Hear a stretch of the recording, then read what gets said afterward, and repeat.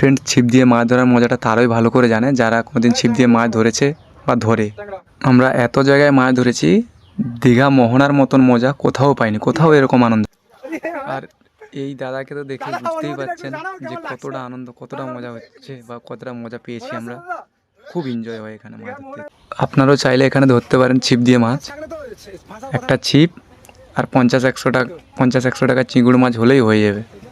আর এতটা আনন্দ পেয়েছিলাম আমরা, এতটা মজা পেয়েছিলাম যেটা বলে বোঝানো যাবে না। আমরা এত জায়গায় মাছ ধরি, তো এর থেকে বেশি মজাও কোথাও পাইনি।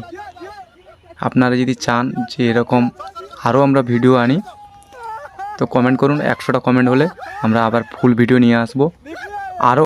আর এই মাছটাকে দেখার জন্য তো পুরো ভিড় জমা হয়ে গেছিলো।